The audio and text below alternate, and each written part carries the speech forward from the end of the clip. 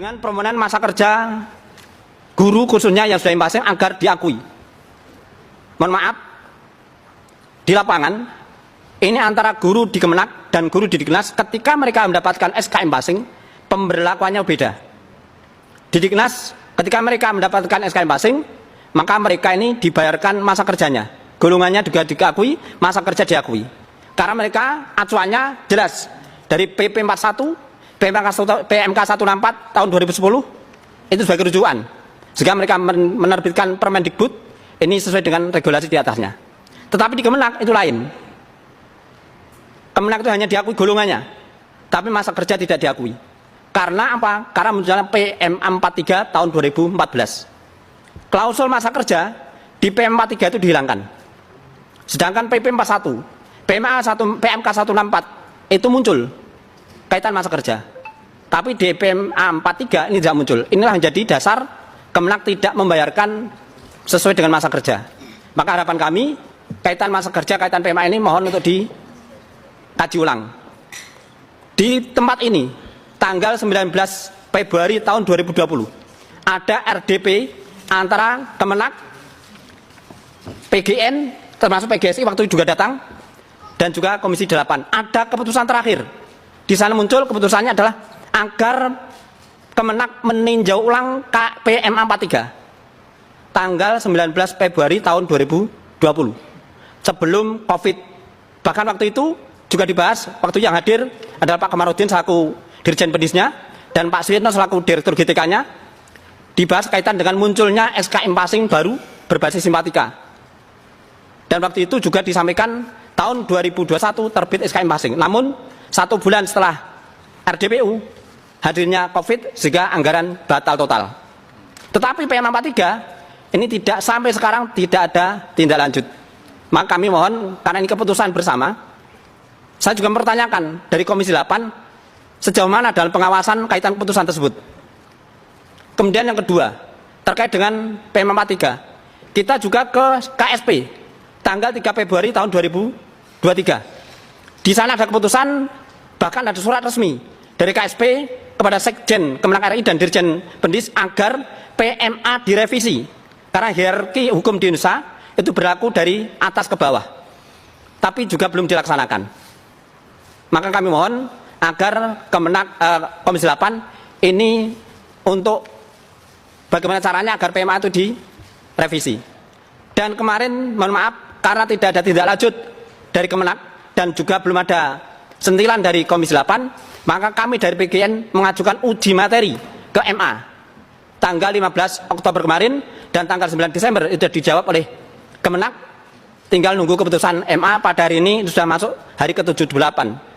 Tinggal nunggu sekitar 12 hari lagi keputusan MA.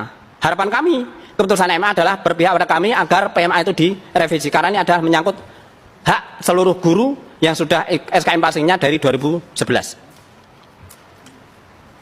Kalau melihat perbedaannya antara tunjangan dari guru, Diknas dan Kemenak sangat jauh. Contoh real. Saya sendiri SK impasing 2011 golongan 3C masa kerja 13 tahun. Kalau menurut PP 05 tahun 2024 maka saya itu harusnya dibayar 3.645.000. Tapi praktek di lapangan saya dibayar 3.026.000. Bagi kami 600.000 itu sangat berharga. Karena mohon maaf bos sudah tidak bisa dianggarkan. Maka harapan kami adalah sertifikasi itu sendiri. Pertama terkait dengan permasalahan P3K Kemenak RI yang pada saat ini belum mengakomodir terhadap guru-guru madrasah swasta. Walaupun di situ muncul bahwa dalam pendaftaran itu diperbolehkan, tapi praktek di lapangan, apalagi yang saat ini langsung dinyatakan dia lulus syarat literasi. Maka kami mengusulkan agar dalam pendataan tidak hanya di satker pemerintah atau satker negeri, tapi agar guru-guru yang tunjangannya dibebankan APBN ikut didata sehingga mereka bisa masuk dalam database BKN. Mohon maaf, saat ini database BKN itu hanya khusus untuk mereka yang di satker negeri. Apa perbedaannya? di Satker Negeri maupun swasta yang sama-sama mencerdaskan anak bangsa. Kalau dilihat lembaga, mohon maaf, sebelum ada Satker Negeri, negara Indonesia itu ada madrasah swasta. Terkait dengan TPG terhutang, perlu kami sampaikan ada 2 TPG terhutang. Pertama, TPG khususnya impasing, yang tahun 2021 mereka menerima SK impasing, tetapi sampai tahun 2014 tidak dibayarkan impasingnya, tetapi hanya dibayarkan sertifikasi biasa. Artinya hanya 1.500.000, harusnya minimal 2.500.000, tapi dibayarkan. Padahal masa itu ada KMA 73, ada KMA 73, tapi kenapa tidak dibayarkan? Padahal di KMA itu malah komplit, termasuk ada masa kerja, tapi malah tidak dibayarkan. Itu sebagai payung hukum pembayaran. Akhirnya sampai hari ini 2012, 13, 14 tidak tersentuh sama sekali kaitan impasing. Hanya dibayarkan TPG reguler 1.500.000, impasingnya enggak. Itu yang pertama.